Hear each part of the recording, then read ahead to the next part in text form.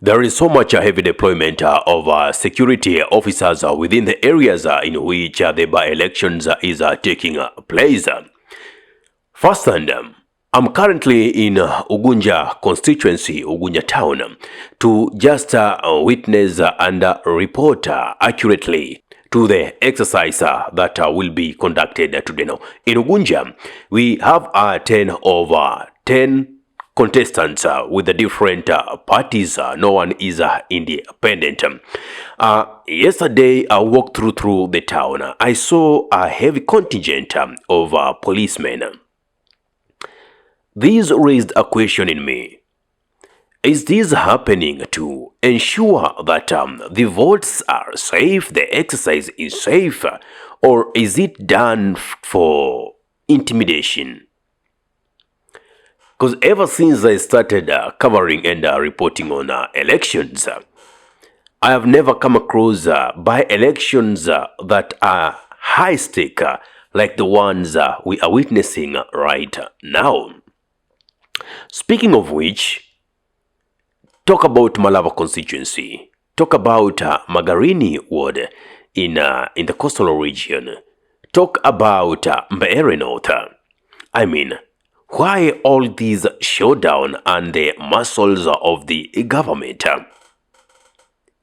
It's not like I take to the fact that security is key and protection of the exercise and maintaining that pace across the region is important, but again, I feel it's being overdone. Again, we've had allegations coming from Rigathi Gachagua, the former deputy president and now the leader for the Democracy of the Citizens Party, that is DCP, of the malpractices that are being planned in order to rig in elections for the favor of the candidates supported by the current Ruto's administration. Those are allegations. They can only be substantiated if evidence is proven, just like Gachagua says. Now, I don't know what amounts to a complaint. Must it reach to the returning officer for it to be a formal complaint, or even something that is seen and heard is equivalent of a complaint? Maybe the Iebc should come clear and tell us. Because voter bribery, I'm not afraid to say, is something that happened. Now, here in Ugunja constituency, in one of the MCA's residence, we had the ODM chair, Gladys Wanga, who was dishing out cash, and chaos broke up, and we lost 2 lives because the money was being dished out, and they felt like now there was some cash in the helicopter that was not being given out, and they were yet to walk away with them, and like, no, that is our money. And that is how the chaos erupted. Why? Isn't this mounting to voter bribery? Anyway, what is it that the regime is trying to hide? Yes, allegations are ranging from having plainclothes police officers who will be used to allegedly stuff ballot boxes with some 15,000 marked ballot papers. Another allegation is that these police officers will make sure that they cause mayhem, and in amidst that tension, they'll be able to, stuff those marked ballot papers in the ballot boxes. Now, these are just allegations. They are not confirmed reports, and these allegations are coming from the United Opposition Front, not only in Mbeere North, but also in Malava constituency. Like Cleophas Malala was literally telling the regime, you see, those weapons of self-defense, it's not only you who carry them, we also do. And when need rises, we are also going to protect ourselves.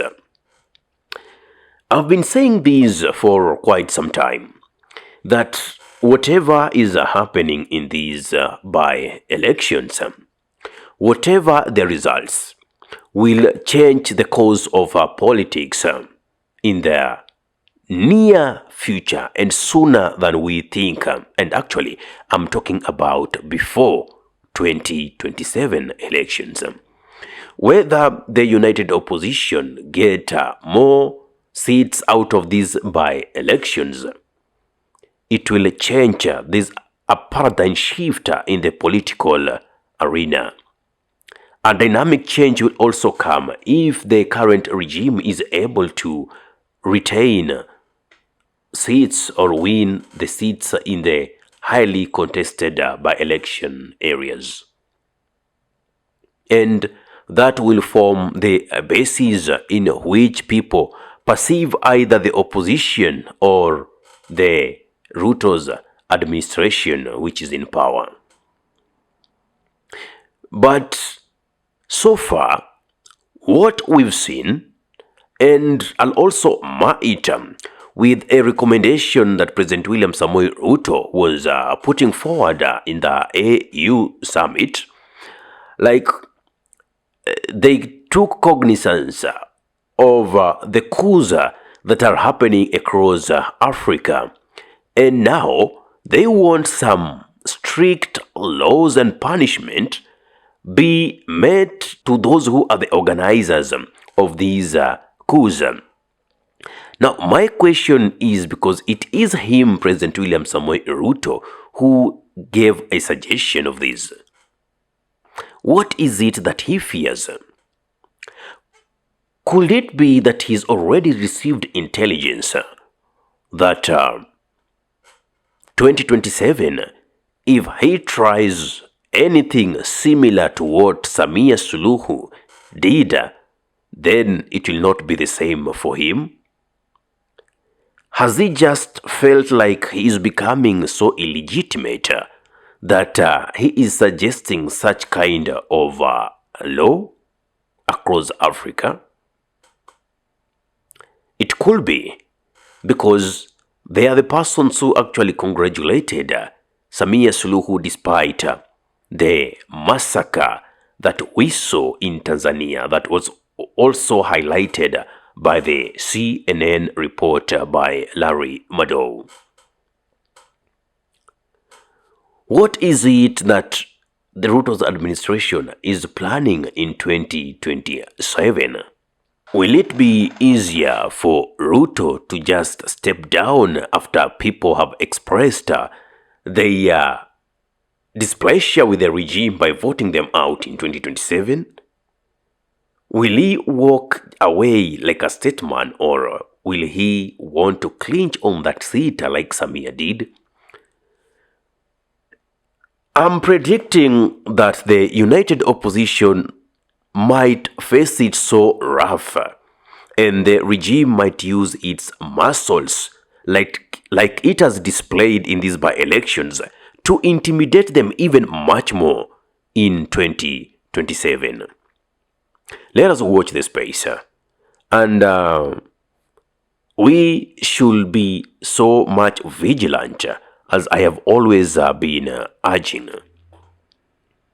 because whatever we are seeing here, we could be thinking in the outside feet that it's about security, but in a deeper space, it's giving us a trajectory in which this government is yet to go and take in 2027, despite whatever criticism might be there, even in practicality of voting them out, to make sure that they retain the government.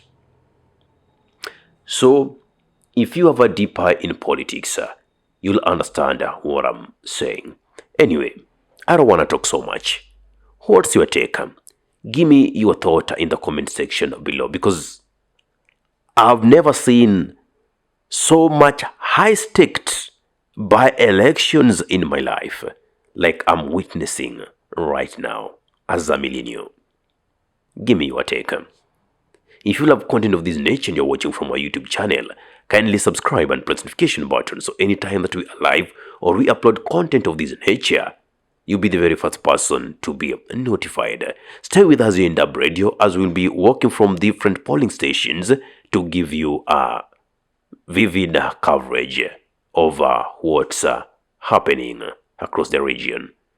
Ahmed Khalif is my name for the unscripted talks here in Iebc Radio. Assalamu alaikum warahmatullahi wabarakatuh. Kwa timba kali za Afrika, Iebc Radio ndio mpango mzima.